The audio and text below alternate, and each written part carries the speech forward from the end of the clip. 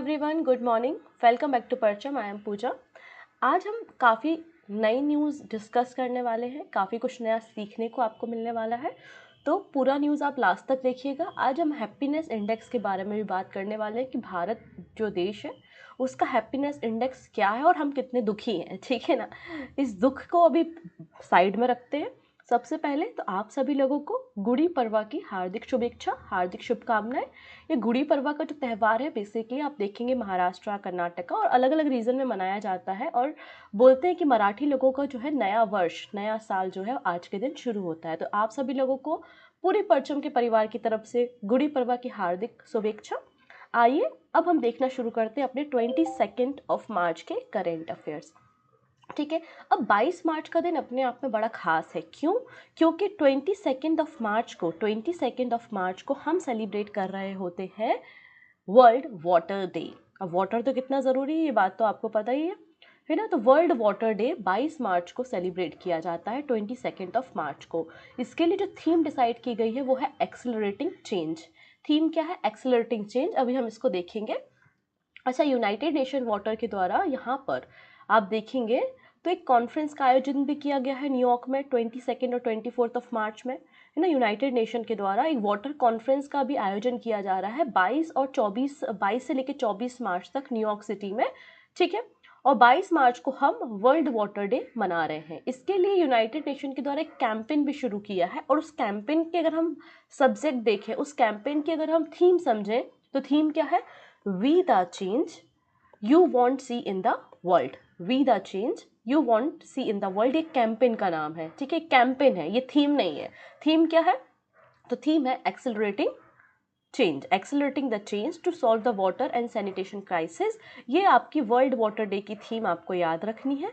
World water day की अगर history देखते हैं तो 22 ऑफ दिसंबर में 1992 में यूनाइटेड नेशन जनरल असेंबली ने एक रेजोल्यूशन पास किया था और उसमें जो वाटर क्राइसिस है वर्ल्ड में और वाटर कितना ज़रूरी है लोगों को बताने के लिए डिसाइड किया गया कि हम 22 ऑफ मार्च से वर्ल्ड वाटर डे मनाएंगे और पहली बार 1993 में हमने इस दिन को सेलिब्रेट किया था। क्लियर है? चलिए अब कुछ पर्सन्स हम देखते हैं जो पर्सन न्यूज़ में है, उसके बाद हम अपनी रिपोर्ट्स को देखेंगे, फिर national news, international news, defence news और इकोनॉमिक सेक्टर की हम न्यूज़ को यहाँ पर कवर करेंगे। वीडियो के लास्ट में आपको क्या मिलेंगे? रिवीजन क्वेश्चंस मिलेंगे। रिवीजन क्वेश्चन के अलावा एक क्वेश्चन ऑफ द डे होगा जिसका आंसर आप हमें हमेशा की तरह कमेंट सेक्शन में देंगे।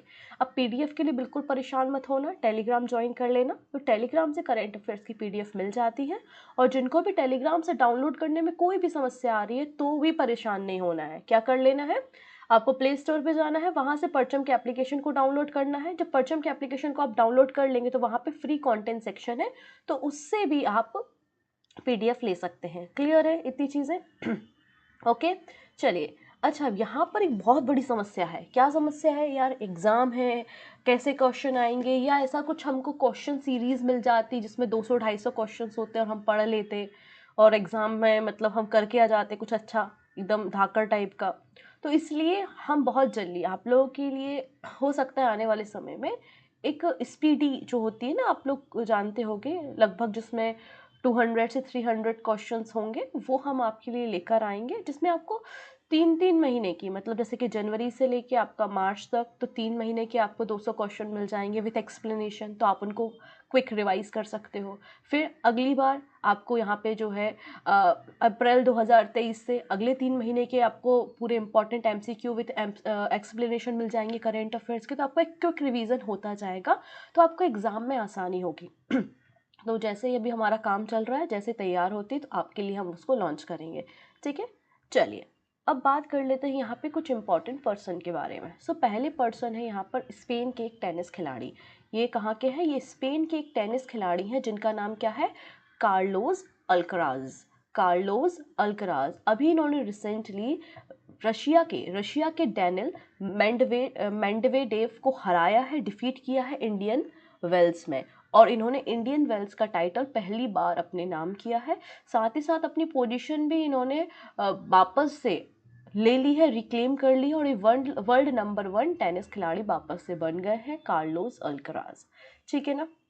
चलो अगले पर्सन है अब यहाँ पे हम बात करने वाले हैं, ये है दीपक बागला। दीपक बागला से बात करने से पहले मैं आपको थोड़ी सी जानकारी देना चाहती हूँ कि what is the invest India. Invest India क्या है? तो देखिएगा, इन्वेस्ट इंडिया की शुरुआत 2009 में की गई थी। इन्वेस्ट इंडिया की शुरुआत कब हुई थी? 2009 में हुई थी, है ना। Ministry of commerce and industry के द्वारा, basically department of industrial policy and promotion के अंतर्गत इसकी शुरुआत की गई थी, ठीक है। जिसमें 51% जो शेयर है वो प्राइवेट कंपनी, फिक्की हो गई, CII हो गई, नेस्कॉम हो गई, इनके शेयर हैं। बाकी बचे हुए 49% जो शेयर है वो स्टेट गवर्नमेंट और सेंट्रल गवर्नमेंट के शेयर आपको देखने को मिलेंगे। इस तरीके से इन्वेस्टमेंट को बढ़ावा देना है, किस सेक्टर में इन्वेस्ट करना है, या वो सारी पॉलिसीज बनाने के लिए इन्वेस्ट इंडिया की शुरुआत 2009 में हुई थी, ठीक है। फिर 2015 में अगर हम बात करते हैं तो 2015 में इन्वेस्ट इंडिया को दीपक बागला ने ज्वाइन किया था। दीपक बागला ने ज्वाइन किया था। इसके पहले ये वर्ल्ड बैंक, सिटी बैंक में भी काम कर चुके हैं।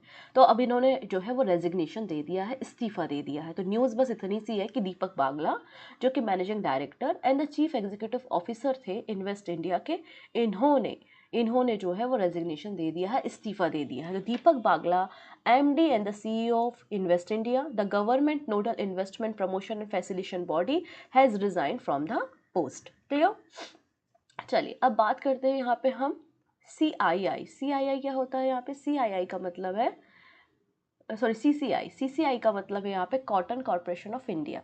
तो कॉटन कॉरपोरेशन ऑफ इंडिया के द्वारा ललित कुमार गुप्ता को नया CMD नियुक्त किया गया है। बेसिकली जो अपॉइंटमेंट कमेटी होती है ना, अपॉइंटमेंट कमेटी ऑफ कैबिनेट, जिसको चेयर खुद प्राइम मिनिस्टर करते हैं, उनके द्वारा ये अप्रूवल दिया गया है। और ललित कुमार गुप्ता जो है वो अब नए CMD होंगे यहाँ पे कॉटन कॉरपोरेशन ऑफ इंडिया, मतलब CCI के। और इनका टेन्योर जो है वो 5 साल का होगा। कितने साल का होगा? 5 साल तक ये CCI के CMD के रूप में काम करेंगे। तो इनका नाम आपको याद रखना है, ललित कुमार गुप्ता, ठीक है।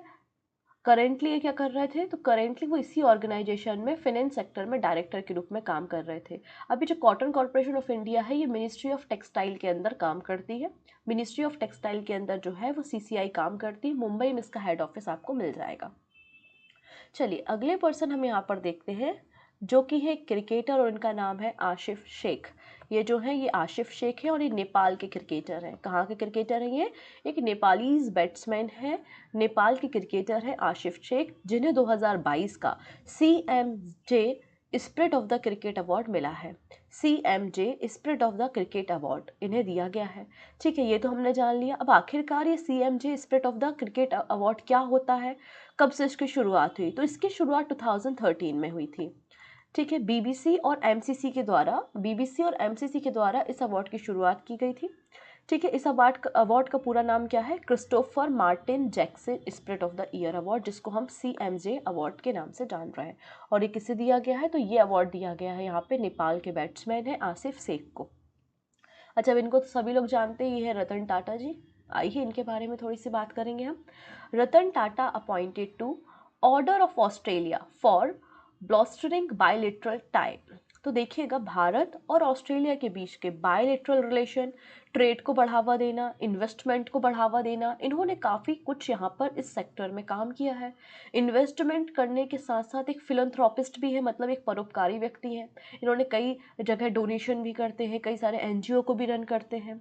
इसलिए यहाँ पर जो गवर्नर जनरल है ऑस्ट्रेलिया, उनके द्वारा रतन टाटा को ऑर्डर ऑफ ऑस्ट्रेलिया से सम्मान किया गया है, ठीक है।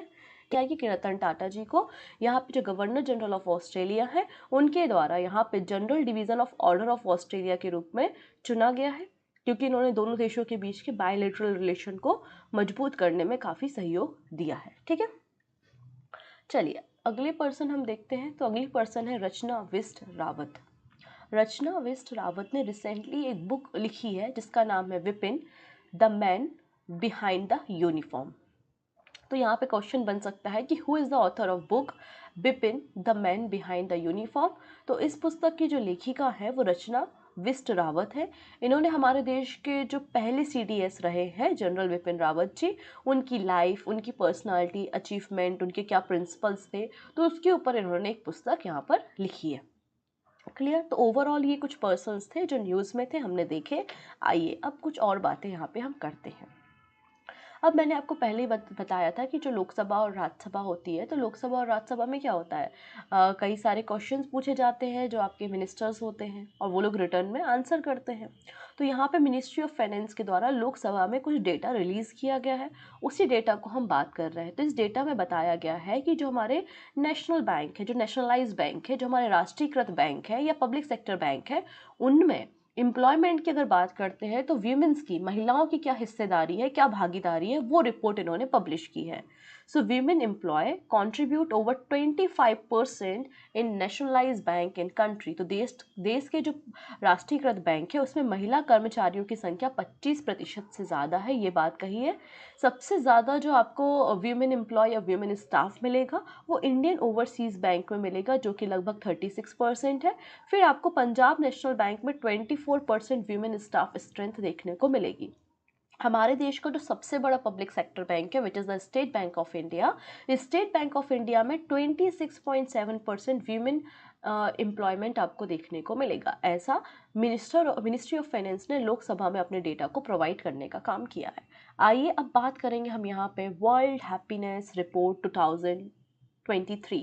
ये 10वां एडिशन है, 10वीं साल इस रिपोर्ट को पब्लिश किया जा रहा है, 10th year of the world happiness report. ये report United Nation sustainable development solution network के द्वारा पब्लिश की जाती है। तो आपसे पूछा जा सकता है कि वर्ल्ड हैप्पीनेस रिपोर्ट या रिपोर्ट जो है वो कौन रिलीज करता है, तो आप कहेंगे United Nation sustainable development solution network के द्वारा इस रिपोर्ट को पब्लिश किया जाता है। इस रिपोर्ट में पिछले 3 साल का मेजरमेंट लिया जाता है, पिछले 3 साल में किसी भी देश ने कैसा परफॉर्मेंस किया है, उसके आधार पर इस रिपोर्ट को तैयार किया जाता है। मतलब जो 2023 की रिपोर्ट होगी उसमें 2020 से लेकर 2022 तक के डेटा को एनालाइज करके इस रिपोर्ट को तैयार किया गया होगा। क्लियर है? यहाँ पर बेसिकली 6 डिफरेंट फैक्टर्स हैं जिसके जरिए किसी भी देश को इवेल्यूएट किया जाता है, किसी भी देश की रैंकिंग जारी की जाती है। वो 6 पैरामीटर्स कौन से हैं? तो उसमें जीडीपी पर कैपिटा कैसी है ना, प्रति व्यक्ति आय वहाँ पे कैसी है, जीडीपी कैसी है, सोशल सपोर्ट कैसा है, फिर हेल्थ और लाइफ एक्सपेक्टेंसी कैसी है, मतलब हेल्थ सेक्टर में कैसा काम कर रहे हैं, और वहाँ पे रहने वाले जीवों की लाइफ, मतलब जो इंसान है वो कितना जीते हैं, 60 साल जीते हैं, 70 साल जीते हैं, वो डिपेंड करता है कि आपके देश में मेडिकल फैसिलिटी कैसी है, फ्रीडम आज़ादी कैसी है ना, और करप्शन वगैरह क्या है। तो ऐसे 6 पैरामीटर के आधार पर इस रिपोर्ट को तैयार किया जाता है। तो यहाँ पे वर्ल्ड की सबसे खुशहाल देश, सबसे हैप्पीएस्ट कंट्री लगातार 6वीं बार फिनलैंड बन गया है। ठीक है, सो फिनलैंड जो है has maintain its position as the world happiest country for the 6th year, है ना। 6वीं साल भी फिनलैंड जो है वो वर्ल्ड हैप्पीएस्ट कंट्री बन गया है। और भारत की जो रैंकिंग है पिछले साल के कंपैरिजन में इम्प्रूव हुई है। 2022 की अगर आप वर्ल्ड हैप्पीनेस इंडेक्स में भारत की रैंकिंग देखेंगे तो भारत की रैंकिंग 136 नंबर पे थी। इस साल जो 2023 की रिपोर्ट पब्लिश हुई है इसमें भारत की रैंकिंग 126 बताई जाती है। तो थोड़ा सा हमारे देश ने इम्प्रूव किया है, लेकिन फिर भी हमारी जो कंडीशन है वो हमारे पड़ोसियों से काफ़ी ख़राब है। मतलब हमारे पड़ोसी खुशी हैं और हम थोड़े दुखी हैं, ठीक है ना। उसको भी हम यहाँ पे देखते हैं। आप देखेंगे कि भारत की रैंकिंग 126 है इस वर्ल्ड हैप्पीनेस इंडेक्स रिपोर्ट में, ठीक है। पिछले साल के कंपैरिजन में भले ही हमने ऊपर हम लिफ्ट हुए हैं, हमने इम्प्रूवमेंट दिखाया है, बट स्टिल भारत जो है अपने पड़ोसियों से पीछे है। श्रीलंका का अगर हैप्पीनेस रिपोर्ट देखेंगे तो 112 है, पाकिस्तान भी हमसे ज़्यादा खुशी है 108, नेपाल 78 और भारत 136वें नंबर पर है। और बॉटम पे कौन है? तो बॉटम पे अफगानिस्तान है। अफगानिस्तान सबसे दुखी देश है, 137 नंबर पे इसकी स्पॉट लोकेशन आपको मिलेगी। तो आप ये लिस्ट देख सकते हैं, डायरेक्टली स्क्रीनशॉट जो है वो मैंने लिया हुआ है रिपोर्ट से। 126 नंबर पे हमारा प्यारा भारत है।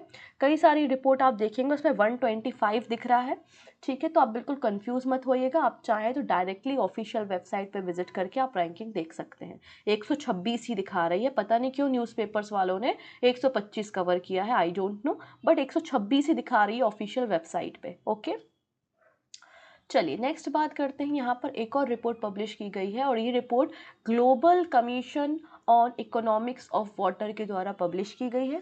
इसमें बताया जा रहा है, इस रिपोर्ट में बताया जा रहा है लगातार अलग अलग कंट्रीज़ में वाटर के क्राइसिस बढ़ते जा रहे हैं। वाटर की क्राइसिस अगर बढ़ेंगे, अगर ग्राउंड वाटर आपके पास कम होगा तो आप जो फार्मिंग करते हैं, आप जो कल्टीवेशन करते हैं, खेती करते हैं, तो आप उसको प्रॉपर पानी नहीं दे पाएंगे, जिसके कारण आपका जो फूड प्रोडक्शन है वो डिक्रीज़ होगा। सिंपल सी बात है, क्योंकि खाने को या गेहूं है, राइस है, किसी भी फसल को लगाने के लिए पानी की ज़रूरत तो होती ही है। ठीक है, तो water stress to hit India's food production by 2050। ये जो वाटर स्ट्रेस क्रिएट हो रहा है, लगातार जो जल का स्तर कम कम होता जा रहा है, ग्राउंड वाटर कम होता जा रहा है, और जिस तरीके से हम पानी का उपयोग कर रहे हैं, कंजप्शन कर रहे हैं, उसके अकॉर्डिंगली हमारा जो फूड प्रोडक्शन है उस पर इम्पैक्ट पड़ेगा 2050 तक। और बताया है इस रिपोर्ट में कि लगभग 16% हमारी फूड सप्लाई डिक्रीज हो जाएगी 2050 तक। और वहीं चाइना पर इसका इम्पैक्ट सबसे ज़्यादा होगा। चाइना की अगर हम बात करते हैं तो चाइना में जो फूड सप्लाई है वो बताया जा रहा है कि 22.4% तक डिक्रीज हो जाएगी। वहीं यूएसए में जो है वो 19.4% डिक्रीज हो जाएगी। और लगातार यहाँ पे बताया जा रहा है कि भारत में लगातार जो पानी की डिमांड है वो बढ़ते जा रही है। 2010 में पानी की डिमांड आप देखेंगे 550 से 710 BCM था, वहीं 2050 तक के 1400 तक पहुंचने की उम्मीद है। राइट, चलिए, तो ये कुछ रिपोर्ट्स थी वो हमने देखी। अब बाकी न्यूज़ पे हम डिस्कशन करते हैं। अब बात करेंगे ISSF शूटिंग वर्ल्ड कप के बारे में।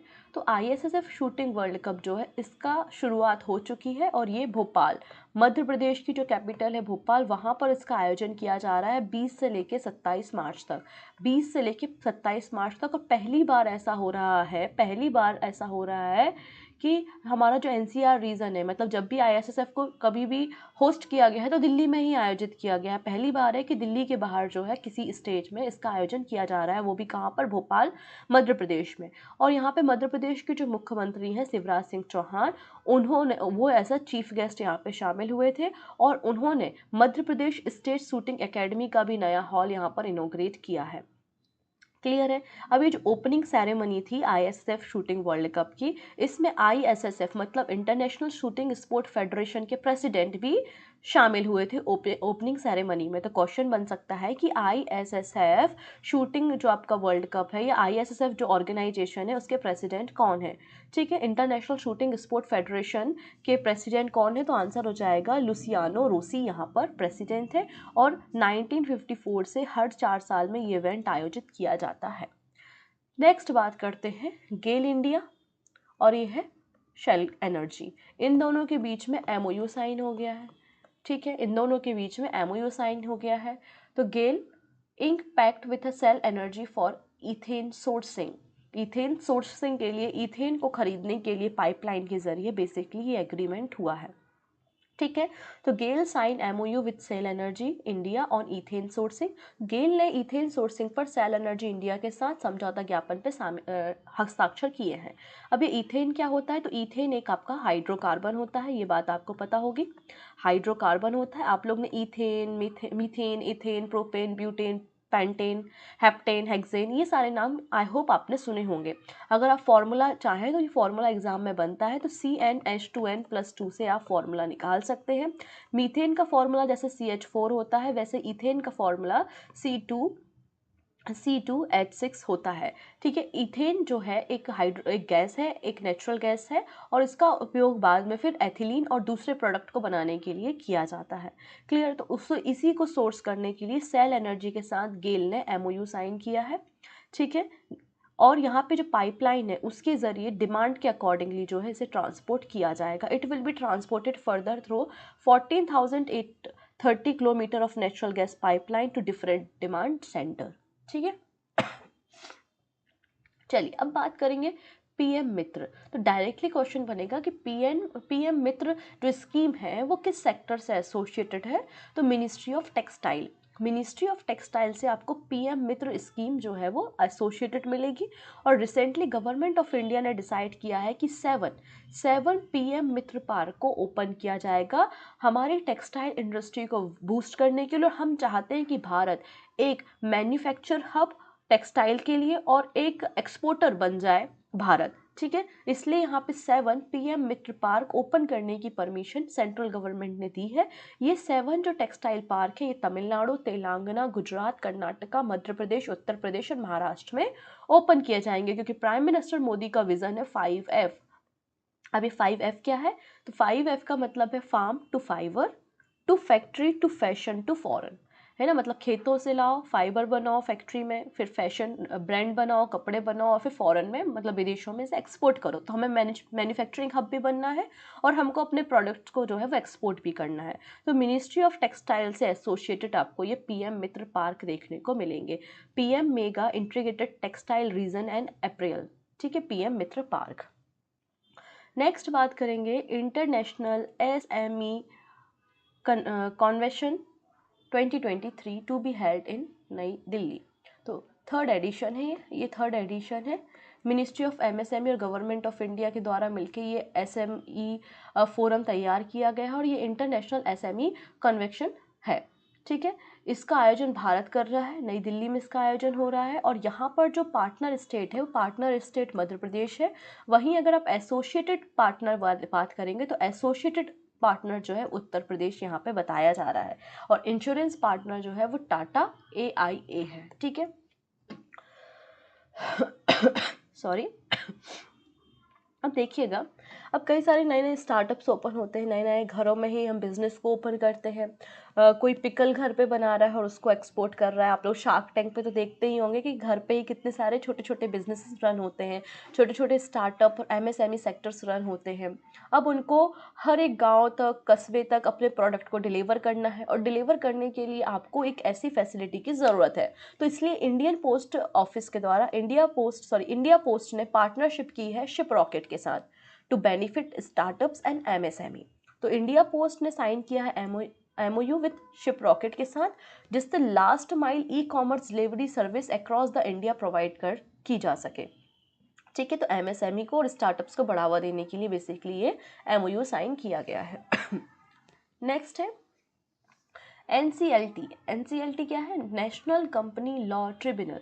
उन्होंने फाइनली अप्रूवल दे दिया है IDFC और IDFC बैंक के मर्जर का। इसके पहले RBI के द्वारा, RBI के पहले सेबी के द्वारा, सेबी के अलावा आप देखेंगे CCI competition commission of India, फिर आपका BSE, NSE, इनके द्वारा पहले ही अप्रूवल दिया जा चुका था। अब फाइनली यहाँ पे नेशनल कंपनी लॉ ट्रिब्यूनल के द्वारा भी मर्जर को अप्रूवल दे चुके हैं HDFC और HDFC बैंक के मर्जर का। ये मर्जर 2024 तक पूरा हो जाएगा, मतलब 2024 तक पूरी डील यहाँ पे क्लोज कर दी जाएंगे। अगर हम HDFC बैंक के बारे में बात करें तो 1994 में इसका फॉर्मेशन हुआ था, मुंबई महाराष्ट्र में हेड ऑफिस आपको मिल जाएगा। हसमुख भाई पारिक इसके फाउंडर थे, ठीक है ना। MD and CEO Shashidhar Jagdishan और चेयरमैन अतानु चक्रवर्ती, ठीक है। नेक्स्ट है Bangladesh commission its first submarine base. तो बांग्लादेश की जो प्राइम मिनिस्टर है शेख हसीना, उन्होंने फाइनली बांग्लादेश का पहला सबमरीन बेस यहाँ पे इनॉग्रेट किया है, जिसका नाम है बांग्लादेश VNS शेख हसीना, ठीक है, VNS शेख हसीना, ठीक है। इसको अभी रिसेंटली इनॉग्रेट करने का काम किया है, जिससे बे ऑफ बंगाल में कोई भी शिप जाती है तो वो भी यहाँ पे हॉल्ट ले सकती है, रुक सकती है, ठीक है, कोई भी शिप यहाँ से पास होती है। इसके अलावा जो सबमरीन बेस तैयार किया गया है बेसिकली बांग्लादेश की जो नेवी है उसकी जो और कैपेबिलिटी है उनको और बढ़ाने का काम, सिक्योरिटी को और बढ़ाने का काम और उनको ट्रेनिंग प्रोवाइड करने में मदद करने के लिए बेस सहयोग करेगा, ठीक है। ये तो सब अच्छी बातें हैं। बुरी बात बस इतनी सी है इस पूरे में कि इसको कंस्ट्रक्ट करने के लिए जो डील साइन हुई थी वो चाइना के साथ हुई थी 2019 में। 2019 में ये डील साइन हुई थी। The government of Bangladesh sign an agreement with China in September 2019 for the construction of submarine base. इसके अलावा 2017 में बांग्लादेश की नेवी को 2 सबमरीन भी इंडक्ट की गई थी। एक का नाम है VNS नवगत्र और दूसरा है VNS ज्योतिजत्र, ठीक है। तो आपको याद रखना है कि बांग्लादेश का पहला सबमरीन बेस तैयार हो चुका है with the help of China. चलिए अब बात करेंगे INS सुजाता। तो INS सुजाता जो है वो विजिट करने गया था पोर्ट मपीटो मोजाम्बिक में। पोर्ट मपीटो कहाँ है, मोजाम्बिक में है, और वहाँ पर विजिट करने गया था हमारा आईएनएस सुजाता। क्यों गया था भाई विजिट करने, ऐसा क्या हो गया था? विजिट करने इसलिए गया था, इसने वहाँ पर जाके जो मोजाम्बिक नेवी है उसके जो कर्मचारी हैं, तो 40 कर्मचारियों को ट्रेनिंग फैसिलिटी प्रोवाइड की, डिफरेंट मेंटेनेंस कैसे करते हैं मशीनरीज़ का, है ना, वेपन्स को, लाइट वेपन्स को कैसे यूटिलाइज करते हैं, तो मतलब प्रॉपर एक ट्रेनिंग प्रोवाइड करने का काम आईएनएस सुजाता के जो कर्मचारी थे, जो पर्सनल्स थे, उन्होंने मोजाम्बिक नेवी के पर्सनल को ये ट्रेनिंग प्रोवाइड करने का काम यहाँ पर किया है। अगर आईएनएस सुजाता के बारे में बात करें तो इसे इंडियन नेवी में 3 नवंबर को 1993 में कमीशन किया गया था, ठीक है, Kochi, southern naval command Kochi में। चलिए नेक्स्ट बात करते हैं। अब देखिए, ये है जापान के प्राइम मिनिस्टर, ये अभी 2 दिन के विजिट पे आए हुए थे भारत, 2 दिन के विजिट पे आए हुए थे ये भारत आए, घूमा फिरा, सब कुछ बढ़िया था, एग्रीमेंट वगैरह भी साइन किए। उसके बाद जाते जाते भारत को इनवाइट करके गए हैं कि हम G7 की जो मीटिंग है ना उसको होस्ट कर रहे हैं और आप जो है हमारे गेस्ट हैं, आप आइए G7 की मीटिंग में। तो India invited for G7 Hiroshima summit in Japan. तो यहाँ पे प्राइम मिनिस्टर जो है जापान के, उन्होंने इंडिया को G7 मीटिंग के लिए इनवाइट किया है जापान में। आइए पूरी कहानी को थोड़ा समझ लेते हैं। तो जैसे कि मैंने कहा कि Indian prime minister Narendra Modi और जापान के जो प्राइम मिनिस्टर है फ्यूमियो किशिदा, ठीक है, वो यहाँ पे इन दोनों की मुलाकात हुई क्योंकि 2 दिन के विजिट पे जापान के प्राइम मिनिस्टर भारत आए हुए थे। दोनों देशों के बीच में बायलैटरल टॉक हुआ, दोनों देशों के बीच के रिलेशंस को और अच्छा करने की कोशिश की गई, ऐसा हमारे फॉरेन सेक्रेटरी विनय मोहन क्वात्रा का कहना है। इसके अलावा जो हमारा MOU था उसको भी रिन्यू करने का काम किया गया 300 बिलियन येन का for the Mumbai Ahmedabad high speed railway project के लिए। साथ ही साथ जाते जाते प्राइम मिनिस्टर जो है जापान के, उन्होंने कहा कि जो G7 हिरोशिमा समिट है वो जापान में आयोजित हो रहा है और उसके लिए आप इनवाइटेड हैं। जो 48 नंबर का G7 समिट हुआ था वो कहाँ हुआ था, वो जर्मनी में 2022 में हुआ था। G7 जो है उसमें 7 मेजर कंट्रीज शामिल हैं, जिसमें Canada, France, Germany, Italy, Japan, UK और USA शामिल हैं, और भारत को एज अ गेस्ट इसमें इन्वाइट किया गया है अटेंड करने के लिए मीटिंग को, ठीक है। ये आज की सेकेंड लास्ट न्यूज़ है। हम बात कर रहे हैं इंटरनेशनल क्रिमिनल कोर्ट। अब देखो बच्चों, यहाँ पर बिल्कुल कंफ्यूज मत होना, international court of justice ICJ ये अलग पिक्चर है, हम बात कर रहे हैं इंटरनेशनल क्रिमिनल कोर्ट ICC। बस दोनों में कॉमन पता है क्या है, दोनों में कॉमन ये है कि हैग नीदरलैंड में इनके हेड ऑफिस मिल जाते हैं, लेकिन दोनों कोर्ट अपने आप में अलग अलग कहानियां हैं, उनको भी हम देख लेंगे, ठीक है। अभी मैं बात कर रही हूँ ICC इंटरनेशनल क्रिमिनल कोर्ट। तो इंटरनेशनल क्रिमिनल कोर्ट ने अरेस्ट वारंट इशू किया है अगेंस्ट द व्लादिमीर पुतिन, जो कि रशिया से हैं, ठीक है, रशिया के प्रेसिडेंट है व्लादिमीर पुतिन, और उनके अगेंस्ट यहाँ पे इंटरनेशनल क्रिमिनल कोर्ट ने अरेस्ट वारंट इशू किया है। क्यों किया है? क्योंकि इन्होंने यूक्रेन के खिलाफ जो है, यूक्रेन के साथ इन्होंने वॉर किया, क्राइम किया, इन्होंने बच्चों के साथ अत्याचार किया, ऐसा बोला जा रहा है कि बच्चों के साथ अत्याचार किया, बच्चों की किडनैपिंग की। तो ये सारे एलिगेशंस जो हैं इन पे लगाए गए हैं ड्यूरिंग द वॉर, इसलिए इंटरनेशनल क्रिमिनल कोर्ट ने अरेस्ट वारंट इशू किया है। इस अरेस्ट वारंट के अंतर्गत ऐसा नहीं है कि रशिया में पूरा घुस जाएंगे और व्लादिमीर पुतिन को पकड़ के आएंगे, नहीं, ऐसा नहीं है। इंटरनेशनल कोर्ट क्रिमिनल कोर्ट ने अरेस्ट वारंट इशू किया, इसका ये मतलब है कि इसके ICC के 123 मेंबर्स हैं। ICC के क्या है, 123 123 मेंबर कंट्रीज हैं। अगर इन 123 मेंबर कंट्री की जो टेरिटरीज हैं उसमें उसमें अगर व्लादिमीर पुतिन कदम रखते हैं तो ये इनकी देशों की रिस्पॉन्सिबिलिटी है कि वो व्लादिमीर पुतिन को अरेस्ट करेंगे और हैग नीदरलैंड, जहां पर इसका ICC का हेड ऑफिस है, वहां पर ट्रायल के लिए भेजेंगे। ये ऐसी डील बेसिकली हुई है। बात समझ में आ गई इतनी? इसके अलावा इनको तो अरेस्ट करना ही है, इनको तो अरेस्ट करना ही है। इसके अलावा जो यहाँ पे रशिया की कमिश्नर है वो चिल्ड्रन राइट्स, मारिया लबोबो बेलबो, इनके लिए भी अरेस्ट वारंट जो है वो इशू किया गया है, ठीक है। अब इंटरनेशनल क्रिमिनल कोर्ट जो है इसका फॉर्मेशन 2002 में हुआ था under the Rome treaty of 1998। तो रोम संधि के अंतर्गत 2002 में इंटरनेशनल क्रिमिनल कोर्ट बना था। ये जो इंटरनेशनल क्रिमिनल कोर्ट है एक परमानेंट कोर्ट है, जो भी व्यक्ति क्राइम करता है इंसानियत के खिलाफ, मतलब ह्यूमैनिटी के खिलाफ करता है, जीनोसाइड कर रहा है, बहुत ज़्यादा संख्या में लोगों को मार रहा है, वॉर क्राइम कर रहा है, तो उसको व्यक्ति को उसके खिलाफ ट्रायल चलाने का अधिकार जो है वो इंटरनेशनल क्रिमिनल कोर्ट को होता है। 123 इसके मेंबर कंट्री है, जिसमें यूएसए, चाइना और इजराइल इसके मेंबर नहीं है। हेड ऑफिस हैग नीदरलैंड में आपको मिल जाएगा। ये बिल्कुल डिफरेंस है इंटरनेशनल कोर्ट ऑफ जस्टिस से। इंटरनेशनल कोर्ट ऑफ जस्टिस क्या करता है, जितने भी यूनाइटेड नेशन की कंट्रीज़ हैं, यूनाइटेड नेशन के जितने भी मेंबर कंट्रीज़ हैं, उनके बीच के जो डिस्प्यूट्स हैं उनको सॉल्व करने का काम इंटरनेशनल कोर्ट ऑफ जस्टिस करता है। तो दोनों बॉडीज़ में थोड़ा सा डिफरेंस है, तो इसको थोड़ा सा याद रखिए। लास्ट बात करते हैं वर्ल्ड की पहली सैंड बैटरी के बारे में। It is world first sand battery, जिसे तैयार किया है फिनलैंड ने, पोलर नाइट एनर्जी के द्वारा। ये एक सैंड बैटरी है। ये इसके अंदर सैंड या फिर सैंड से मिलता जुलता मटेरियल यहाँ पर यूज़ किया जा रहा है, जिसमें आप चार्ज को स्टोर कर सकते हैं। It store energy in sand as heat. तो आइए हम बात करते हैं दुनिया की पहली सैंड बैटरी के बारे में, और इस बैटरी को इंस्टॉल किया गया है फिनलैंड में। ठीक है, क्योंकि हमारी कई सारे चैलेंजेस होते हैं, हमें एनर्जी की शॉर्टेज होती है और रिन्यूएबल एनर्जी के सोर्सेज उतने ज़्यादा नहीं हैं, या उतनी ज़्यादा वो एनर्जी अभी जो है वो तैयार नहीं कर पा रहे हैं। तो इस जो आपकी ये वर्ल्ड की पहली सैंड बैटरी है, उससे जो हीट आपकी एनर्जी की जो शॉर्टेज की प्रॉब्लम है उसको पूरे साल भर के लिए यहाँ पे सॉल्व किया जा सकता है। और जो सैंड बैटरी है उसमें सैंड, जो कंस्ट्रक्शन साइट की सैंड है, उस सैंड को यहाँ पे कलेक्ट करके उसको यहाँ पर यूटिलाइज किया गया है। क्योंकि जैसे हमारा पानी होता है, पानी का बॉइलिंग टेम्परेचर 100 डिग्री सेल्सियस है, वैसे ही अप टू 600 डिग्री सेल्सियस तक आप हीट कर सकते हो सैंड को।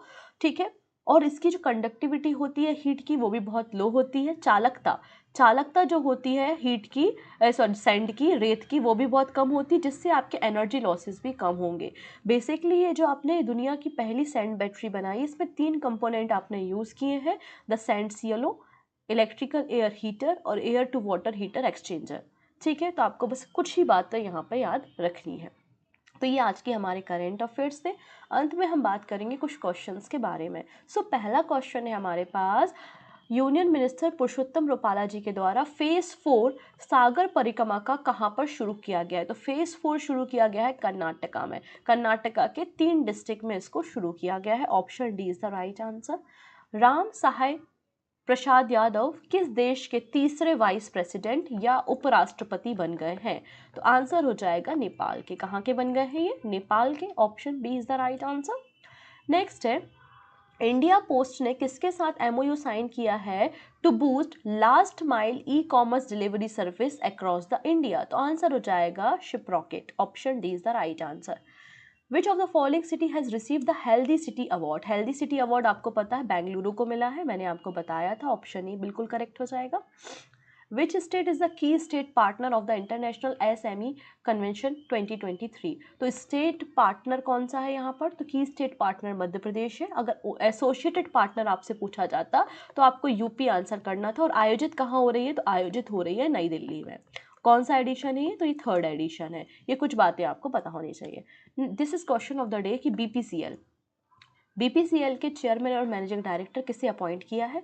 अभिषेक सिंघवी, अजय भादु, एन चंद्रशेखर या जी कृष्ण कुमार? ठीक है, जो भी आपका आंसर होगा वो आप हमें, ये कुमार है, ठीक है, वो आप हमें कमेंट सेक्शन में देंगे। सही आंसर भी मैं आपको वहीं पर रिप्लाई कर दूंगी। मिलते हैं नेक्स्ट सेशन में ऐसे ही कुछ नए करेंट अफेयर्स के साथ। तब तक अपना ध्यान रखेंगे। Take care and bye bye.